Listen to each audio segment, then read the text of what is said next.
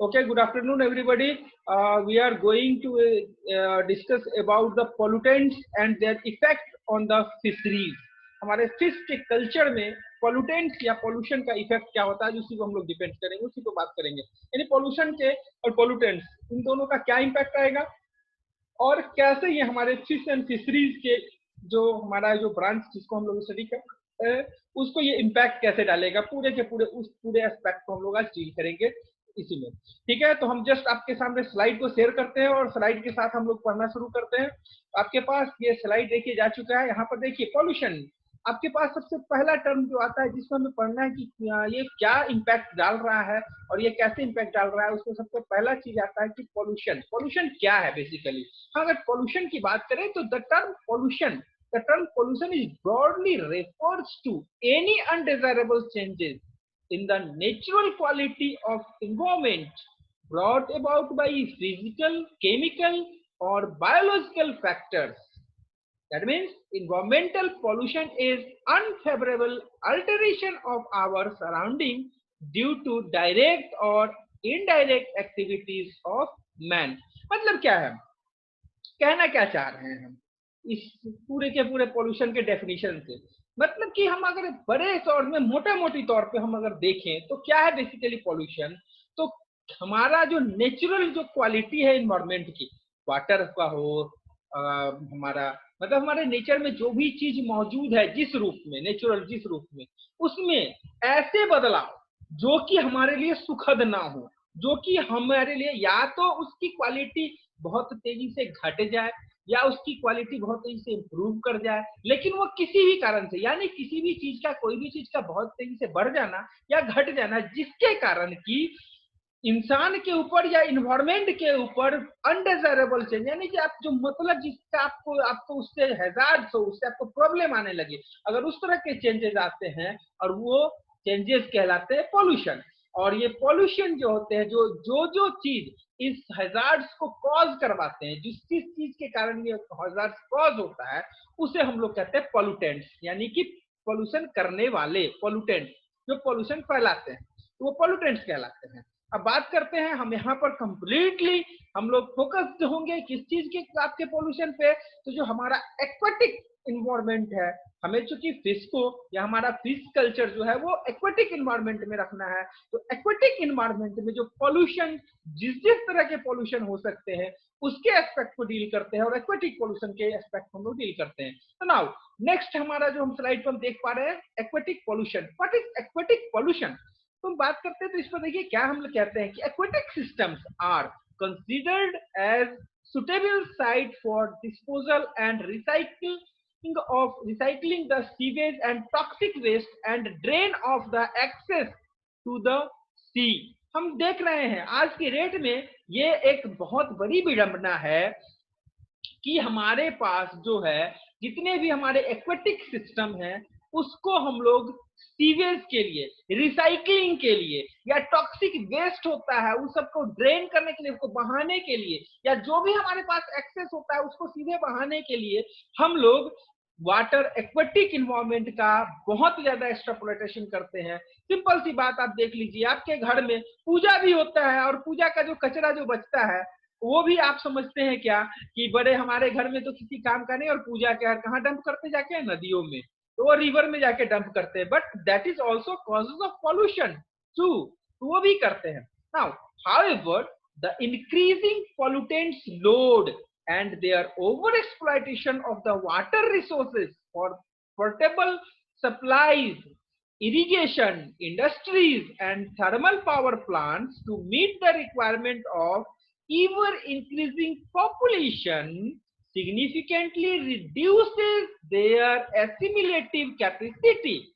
कहने का क्या मतलब है? कहने का मतलब है कि इन सब के अलावे भी हमारा जो पोल्यूशन लोड है, जो हम पोल्यूशन लोड को बढ़ा रहे हैं वाटर रिसोर्सेज पर, वो किस किस काम के लिए? तो जो हम सप्लाई करते हैं, वाटर की सप्लाई, जो पोर्टेबल सप्लाई है उसके लिए, इरिगेशन, हमारा जो खेती के लिए जो हम सिंचाई करते हैं वहां पानी का यूज करते हैं, इंडस्ट्री के और थर्मल पावर प्लांट के जो हैं उनके जो हैं उनको हम लोग वाटर को रिक्वायरमेंट को वहां पूरा कराने के लिए, या हमारा जो इंक्रीजिंग पॉपुलेशन है हमारा जो भी, उस पूरे के पूरे इंक्रीजिंग पॉपुलेशन को के मीट को पूरा करने के लिए हम लोग क्या करते हैं, बेसिकली इन सब चीजों का एक्स्ट्राप्लॉयटेशन यानी दोहन करते हैं एक्वेटिक इन्वायरमेंट का।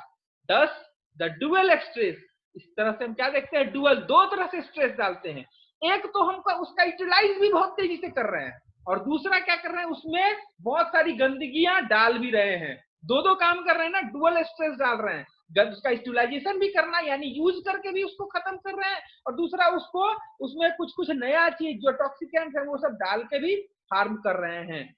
End of these fish is the most important aquatic community concerning the man. इनमें एक्वेटिक कम्युनिटी में जो फिश है वो हमारे लिए कंसर्न का सब्जेक्ट है, मैन के कंसर्न का है, क्योंकि वहां से ये फूड लेता है, मैन के साथ फूड साइकिल में बहुत इंपॉर्टेंट रोल अदा करता है। तो बात करें एक्वेटिक पॉल्यूशन की, तो the water pollution has been defined as any man made alteration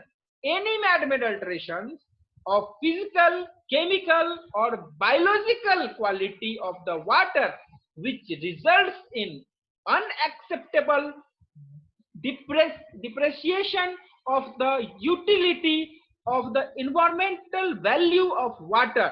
That means क्या कि कोई भी चीज हमारे इंसान के द्वारा किया हुआ उसके वाटर की फिजिकल प्रॉपर्टी में, केमिकल प्रॉपर्टी में या बायोलॉजिकल प्रॉपर्टी में जो उसकी क्वालिटी को रिड्यूस करे, वो सारी की सारी यानी कि जो इन्वायरमेंटल वैल्यू है हमारे वाटर की, उस वैल्यू को जो रिड्यूस करे, वो टोटल एक्टिविटी क्या कहलाएगी, हमारी वाटर पॉल्यूशन कहलाएगी। और वो सारे के सारे जो अनडिजायरेबल चीजें हम लोड के रूप में उसमें डालते हैं, that are aquatic pollutants.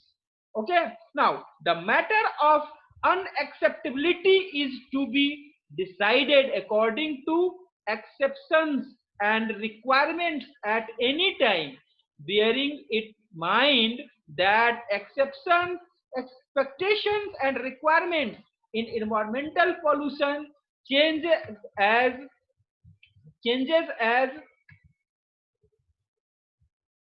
knowledge, experience and perception advances। क्या करते हैं हम लोग जानबूझकर कि हमें क्या इन्वायरमेंट, इससे हमें फायदा मिल सकता है, क्या घाटा हो सकता है, सबकी बात जानते हुए भी हम क्या करते हैं, हम अपने रिक्वायरमेंट को पूरा करने के लिए उस वाटर बॉडी के साथ छेड़छाड़ करते हैं। और ये टोटल छेड़छाड़ जो हम करते हैं वाटर बॉडी के साथ या उस एक्वेटिक बॉडी के साथ, that is called aquatic pollution. Now हम बात करें अगर एक्वेटिक पॉल्यूशन के सोर्सेस की, तो what are the sources of aquatic pollution या वाटर पॉल्यूशन। तो हम इसके कॉज को समझने के लिए, उसको कंट्रोल करने के लिए हम अगर बात करें तो वाटर के जो पॉल्यूशन हैं उसके जो सोर्सेज हैं या पॉल्यूटेंट के जो सोर्सेज हैं, उसे हम लोग इस कैटेगरी जो हम आगे देखेंगे उस कैटेगरी में रखते हैं। First one, domestic sewage. That means क्या, डोमेस्टिक सीवेज का क्या कहना है, डोमेस्टिक सीवेज का मतलब जितेंद्र हम लोग पॉल्यूशन और पॉल्यूशन के जो के कारण हेल्थ हैजार्ड्स होते हैं, इसमें फिश में जो फिशरीज में इफेक्ट होते हैं उस पर हम लोग चर्चा कर रहे हैं। और हम लोग अभी तक देख चुके हैं पॉल्यूशन का डिफिनीशन और पॉल्यूशन का जो एक्वेटिक पॉल्यूशन का डिफिनीशन। अब हम लोग एक्वेटिक पॉल्यूशन के कॉजेस पे बात कर रहे हैं, और आप इससे यहीं पर जुड़ सकते हैं, आगे बाकी की क्लासेस आप मेरी रिकॉर्डिंग जाएगी वहां पे आप देख लेंगे, ठीक है। ओके, तो हम बात कर रहे थे कि डोमेस्टिक सीवेज जो पहला हमारा जो है वो है डोमेस्टिक सीवेज। तो क्या है डोमेस्टिक सीवेज हमारे पास, जो हम घरों में जो नालों में पानी यूज करते हैं, घरों के जो कचरे के लिए, घर के लिए जो पानी यूज करते हैं, नहाने के लिए, टॉयलेट जाने के लिए, बाथरूम जाने के लिए, कपड़ा धोने के लिए, बर्तन धोने के लिए, वो सब नालों से होकर या तो ग्राउंड वाटर में जाता है, या फिर जहां रिवर है, पोखर है, बगल का तालाब है, छोटे तालाब है, या फिर आपके सी वाटर है, उसमें ये डायरेक्टली छोड़े जाते हैं। तो उसमें बहुत सारे टॉक्सिकेंट्स जो हैं, बहुत सारे टॉक्सिसिटी जो कि नेचुरल चीजों से उससे भिन्न होता है, उसमें ऐड होता है बहुत ज्यादा, वो प्रॉब्लमेटिक होता है। दूसरा चीज क्या है इसके साथ, soil erosion and sedimentation. Soil erosion मतलब कि जमीन का क्षरण होना, सॉइल का इरोजन होना। सॉइल इरोजन में क्या होता है, बेसिकली नदी धार से चलना शुरू करती है और पानी उसमें साथ में क्या लेके चलती है, बहुत सारे वाटर के इसके सैंड के पार्टिकल्स को या मिट्टी के पार्टिकल्स को, क्ले को, और देखते हैं जहां पर वो पानी स्थिर होती है उस जगह पे वो क्या करती है, तलहटी में छोड़ती चली जाती है। क्या इससे घाटा होता है, देखते हैं। एक तो फिश को या पता होगा कि फिश स्पेसिफिक डेप्थ चाहिए होता है। क्या है, एक पोखर में अगर बहुत ज्यादा हम लोग कादो ले जाके डाल देंगे तो उसकी डेप्थ घट जाएगी ना, कम हो जाएगा डेप्थ ऑलरेडी। क्यों, और आपको पता है कि हर फिश के लिए एक स्पेसिफिक डेप्थ होना जरूरी होता है, तभी जाके वो प्रॉपर ग्रो कर सकते हो रही है। तो सॉइल इरोजन और उसके सेडिमेंटेशन होने के कारण भी बहुत बड़ा इम्पैक्ट पड़ता है फिश के हेल्थ पे। उसके बाद हम बात करते हैं तीसरा हमारा, industrial organic and inorganic waste. Industry से जो निकलने वाले वेस्ट होते हैं, इफ्लुएंट्स, इंडस्ट्रियल इफ्लुएंट्स जो हमारे पास होते हैं, जो इंडस्ट्री से निकलते हैं, उसमें बहुत सारे ऐसे वेस्ट होते हैं जैसे कि ऑर्गेनिक वेस्ट भी होते हैं और इनऑर्गेनिक वेस्ट होते हैं। वो भी जब हमारे वाटर के साथ आकर ऐड होता है तो वाटर की क्वालिटी को बहुत ज्यादा, उसके फिजिकल प्रॉपर्टी को भी, उसके केमिकल प्रॉपर्टी को भी और उसके बायोलॉजिकल प्रॉपर्टी को भी रिड्यूस करता है, जिसके कारण कि हमारे ये वाटर सोर्स पॉल्यूशन का एक बहुत बड़ा सोर्स बन जाता है। Now fourth one, agricultural waste. What do you mean by agricultural waste? Agricultural wastes are those substances which are used in agriculture and further they just effluent just flow up in the water body. हम क्या करते हैं, बहुत सारा खाद, बहुत सारे जो होते फर्टिलाइजर्स, बहुत सारे जो है पेस्टिसाइड्स वो खेतों में यूज करते हैं, और जब बारिश होती है या खेतों में जब पानी पटाते हैं उस समय जब बहता है तो नियर बाई जो तालाब होते हैं, जो बगल के जो आपके रिवर होते हैं या फिर सी है वाटर, उनमें वो जाके मिलता है और वो सारे के सारे जो टॉक्सिसिटी कॉज करेंगे, वहां पे जो रहने वाले जो जीव जंतु होंगे उनको करेंगे। और हमें पता है कि यहाँ सबसे बड़ा कंसर्न हमारा है फिश। उसके अलावा वायल एंड वायल डिस्पेरेंस, तो ये वायल जो होते हैं, ये वायल भी बहुत ही खतरनाक ढंग से काम करता है। क्यों? क्योंकि पता होना चाहिए आपको कि गिल्स के ऊपर अगर वायल की कवरिंग हो जाएगी तो क्या होगा, रेस्पिरेटरी लॉस हो जाएगा, रेस्पिरेशन फिश नहीं कर पाएगा। तो वायल कहीं से चला आए, मान लो जैसे आपका क्या है, मुंबई में बहुत बड़ा वायल का कारखाना, वायल का जो है वो यूज होता है और वहां पर जहाज से लाया जा रहा है, वायल अगर फैल जाए तो क्या होगा, नदियों में पानी के ऊपर वायल एक लेयर बना लेगा, ऑक्सीजन का डिप्लेशन हो जाएगा, ऑक्सीजन फिश को नहीं मिलेगी, फिश मरनी शुरू हो जाएगी। तो वायल भी बहुत बड़ा आपका एक वेस्ट का काम करता है। उसके बाद छठा, अगर हम 6 टाइप के अगर देखें वेस्टेज को, तो वो होता है radioactive waste. Radioactive waste, आपको पता है कि रेडियो एक्टिव एलिमेंट्स जो होते हैं वो कुछ रेडिएशन निकालते हैं जो कि आपके बहुत सारे डिजीज को आपके कॉज करवाते हैं, और वो डिजीज जो होते हैं या तो जेनेटिकल डिजीज हो सकते हैं या फिर डायरेक्ट इंपैक्ट कर सकते हैं उस समय पर्टिकुलरली फिश को, और वो भी क्या करेंगे, आपके अननेसेसरी जो है फिश के हेल्थ को इफेक्ट डालेंगे। उसके बाद करते हैं और क्या, वेस्ट हीट, गर्मी। आपको पता है कि पानी के टेम्परेचर बहुत ज्यादा हो जाएगा वाटर का तो क्या होगा, फिश वहां मर जाएगी, फिश सरवाइव नहीं कर सकती है। और इसमें, इस कंडीशन में जब भी आप थर्मल वेस्ट आते हैं, कहीं से जो थर्मल पावर से जो पानी निकल के आता है वो बहुत गर्म होता है, और रिवर के पानी में जहां जाकर मिलता है तो उसके रिवर के पानी या किसी पॉन्ड में या सी में जहां मिलेगा उस पॉन्ड वाटर के टेम्परेचर को इंक्रीज कराएगा। अगर वो सिग्निफिकेंटली बहुत ज्यादा इंक्रीज कर गया या उस एरिया में जहां पर बहुत ज्यादा आके मिल रहा है तो नियर बाई पानी बहुत गर्म रहता है, वहां फिश की क्वालिटी आपको फिश नहीं मिल सकती या फिश मर जाएगा। उसके अलावा सॉलिड वेस्ट, हम लोग सॉलिड वेस्ट के रूप में बहुत सारी चीजें, जैसे हम लोग ने अभी बात किया, हम लोग क्या करते हैं, हम लोग का जो रिलीजियस कचरा, पूजा करके जो कचरा डालते हैं, that is also solid waste. हमारे घर से जितने भी कचरे निकलते हैं वो सब कहाँ सीधे डंप करते हैं, बगल के पोखर में या किसी नदी में या सी तालाब में, आप किसी न किसी इसमें जाके डाल देते हैं। तो that is also type of आपके सोर्स ऑफ वाटर पॉल्यूटेंट्स। उसके बाद बात करें एक और वाटर पॉल्यूशन का, एक बहुत बड़ा आपका इंपैक्ट डालता है एसिड रेन। ये एसिड रेन क्या चीज है, अगर सल्फर डाइऑक्साइड या नाइट्रस ऑक्साइड वो अगर इन्वायरमेंट में बहुत ज्यादा मौजूद रहेगा तो वो वाटर वेपर के साथ मिलकर बादलों में जाकर मिल जाएगा, और वहां से जब वो बादल से जब ड्रॉपलेट जब रेन होगा, वो रेन का पीएच लो होगा और वो एसिड रेन की तरह एसिड रेन से धरती पर आएगा। और जब ये एसिड रेन किसी वाटर बॉडी पे आएगा तो उस वाटर बॉडी का पीएच को भी वो डाउन कर सकता है, और जब पीएच डाउन होगा यानी कि उसकी केमिकल प्रॉपर्टी डिग्रेड करेगी, और वो फिश के पूरे आपके हेल्थ पे जो है इंपैक्ट डालेगा। बात करते हैं कि फर्टिलाइजर और न्यूट्रिएंट्स जो है वो कैसे काम करता है, उस पर एक छोटा सा एक आपके पास एक एस्पेक्ट हम बताने की कोशिश कर रहे हैं कि जो हमारे जो फर्टिलाइजर यूज करते हैं हम लोग खेतों में, यानी कि हमारा एग्रीकल्चरल वेस्ट की तरह अगर हम देखें तो इसमें कहते हैं इस चीज को कि nitrogen and phosphorus are nutrients that become water pollutants. ये न्यूट्रिएंट्स है लेकिन वाटर पॉल्यूटेंट्स हो जाते हैं कब?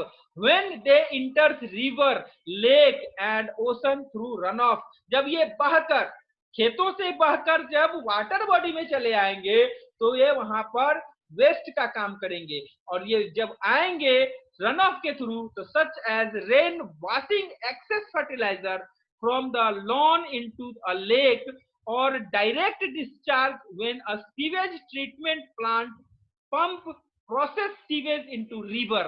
प्रोसेस सीवर भी डाल देते हैं तो भी आपके रिवर में चला आता है क्या? यही आपके नाइट्रोजन और फास्फोरस।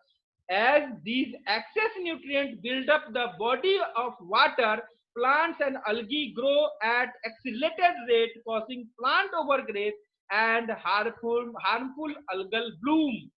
ये नाइट्रोजन और ये इसका यूज कौन करेंगे?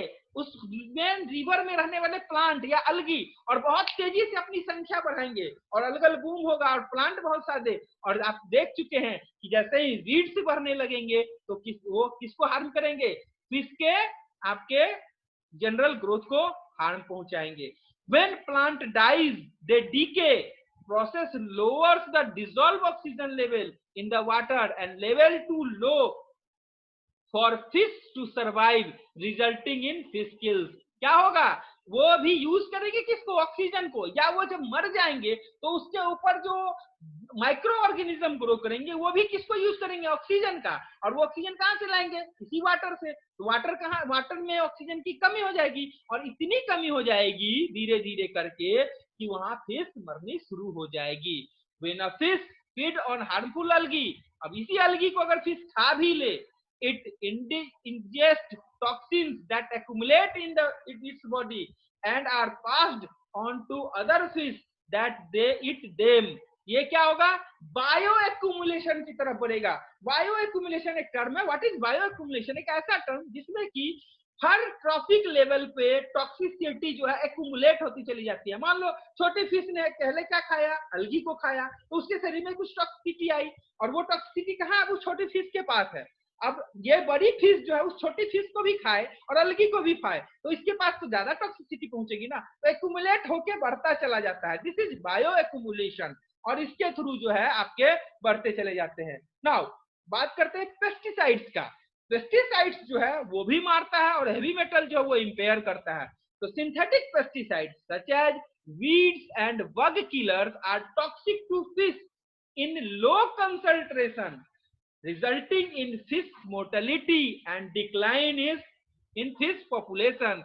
Some fish are more sensitive than others and die at lower concentration। जो हम सिंथेटिक पेस्टिसाइड्स यूज करते हैं खेतों में, अगर उसका थोड़ा सा भी कंसंट्रेशन फिश में आपके पास, यानी जिस बॉडी में फिश है, जिस वाटर बॉडी में वहां पहुंचता है तो बहुत लो कंसंट्रेशन भी उसमें रहने वाली मछलियों को मारने के लिए काफी होता है। Again, pesticides enter fresh and marine water when applied to a lawn or agriculture field। जब हम एग्रीकल्चर फील्ड में या लॉन में पेस्टिसाइड यूज करते हैं और एक्सेस जो होता है वो वास्ट हो जाता है किसके कारण से? बारिश से। और वो कहाँ पहुंच जाएगा? आपके फिश बॉडी में और वाटर बॉडी में। तो वो वहां लेके जाएगा क्या? इस सारे के सारे आपके पेस्टिसाइड्स को, और वहां लो कंसंट्रेशन भी है वो फिश को मार सकता है। अगेन अगर हम बात करें हैवी मेटल्स की, तो हैवी मेटल्स भी इसी थ्रू से या फिर इंडस्ट्रियल वेस्ट के थ्रू भी चले आते हैं, और जब वो आएंगे तो वो इसके फूड के आपके और प्रेडेटर्स को उनको जो है इम्पैक्ट डालेंगे और उसके हैम्पर कर देंगे उसके ग्रोथ को। तो ये एक एस्पेक्ट है, डिफरेंट एस्पेक्ट, जिससे कि आपके फिश जो है वो इफेक्टेड करते हैं। अब हम बात करते हैं एक और इम्पैक्ट क्या होता है, वो इम्पैक्ट होता है इसका फूड सोर्स डिस्ट्रैक्शन। एक तो आपका फूड सोर्स का डिस्ट्रैक्शन करेगा, कैसे करेगा कि fish feed on invertebrates that live in water. Fish किसको खाता है, बहुत सारे छोटे छोटे इनवर्टिब्रेट्स, बहुत सारे फंजाई, बहुत सारा जो है छोटे छोटे फाइटोप्लैंक्टन, जूप्लैंक्टन जो मौजूद रहते हैं इनवर्टिब्रेट्स आपके उस पॉन्ड में, उसको खाता है। Take away this food source and they either die from starvation or move to a new habitat.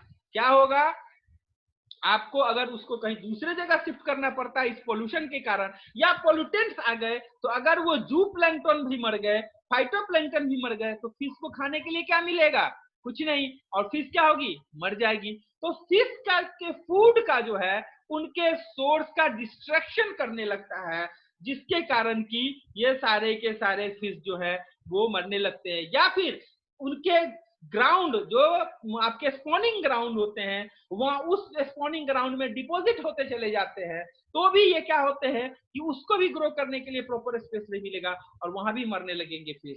तो या तो उनका एग भी नहीं मिलेगा और उनका पॉपुलेशन घटना शुरू हो जाएगा। और एक और इम्पैक्ट आता है इसका, वो होता है प्लस इफेक्ट। प्लस इफेक्ट क्या है, क्या पर prescription drug have lengthen the life span of human. जो दवाई हम खाते हैं वो हमारे क्या करता है, हमारे लाइफ स्पेन को बढ़ाता है। हम मरने वाले होते हैं बीमारी से, हमें बीमारी को बचा देता है, तो हमें बीमारी से बढ़ा देता है। ह्यूमन में ये चीज होता है। However each time a drug is ingested, a fraction of excreted through urine और feces, हमारे यूरिन से या हमारे पोटी से जो है वो बाहर निकलता है, और वो कहाँ मिलता है जाके फाइनली, वाटर बॉडी में, और उसमें वो मेडिसिन के इम्पैक्ट रहते हैं, यानी फ्लश करके चले जाते हैं, और वहां से वो उस फिश को इम्पैक्ट करते हैं और फिश जो है वहां मरने लगती है।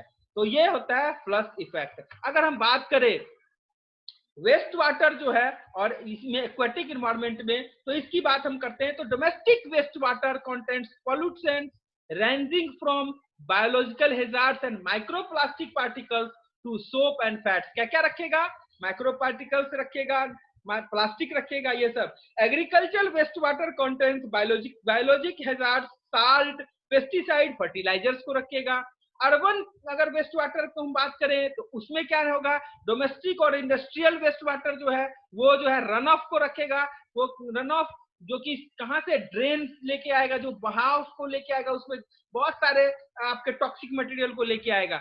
उसी के तरह हम देखते हैं तो फ्लो ऑफ में जो कि हमारा रिसेंट फाइंडिंग जो है वो बताता है कि ड्रग्स जो होता है वो भी कंटामिनेट करता है किसको, वेस्ट वाटर को। आपने देखा है ड्रग्स में बहुत सारे ड्रग्स जो दवाई खाते हैं वो भी चले आते हैं।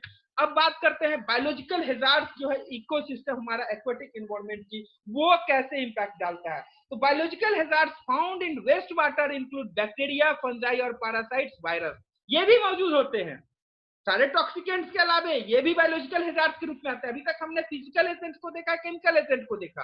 फिजिकल एजेंट में देखा टेम्परेचर वगैरह ये सब, केमिकल एजेंट में हमने देखा, और बायोलॉजिकल एजेंट हमारे पास क्या क्या है, वो बैक्टीरिया है, फंजाई है, पैरासाइट और वायरस। आपको पता है कि बहुत सारे बैक्टीरिया बहुत सारा डिजीज कॉज करता है, वायरस बहुत सारा डिजीज कॉज करता है, फंगस बहुत सारा डिजीज कर सकता है, बहुत सारे माइक्रो ऑर्गेनिज्म, और वो डिजीज किसमें कॉज करेगा, जिस वाटर में वो कौन रहेगा, वो फिश, उस फिश को, और उससे क्या होगा, फिश आपके ग्रोथ में, फिश के ग्रोथ में इंपैक्ट डालेगा और फिश अच्छे से ग्रो नहीं कर पाएगा।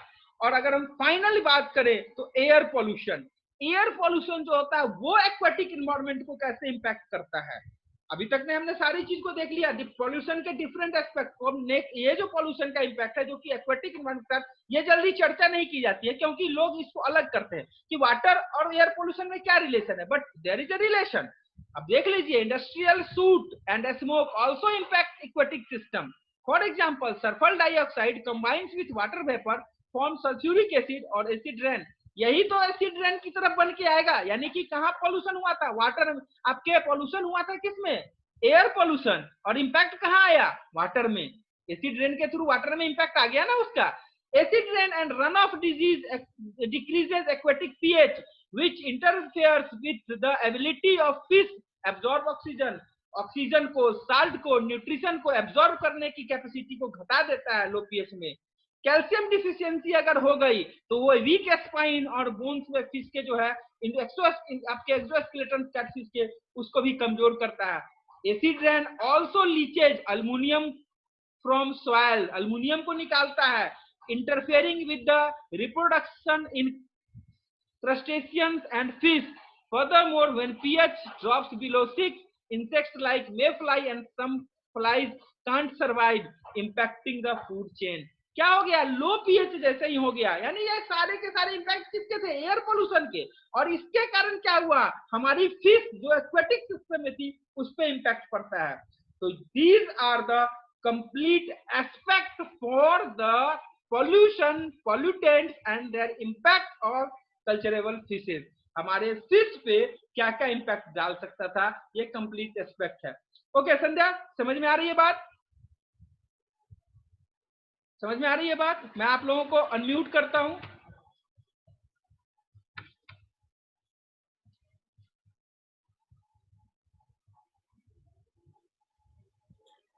यस ओके नाउ अब हम लोग इस टॉपिक को एंड करते हैं, ठीक है।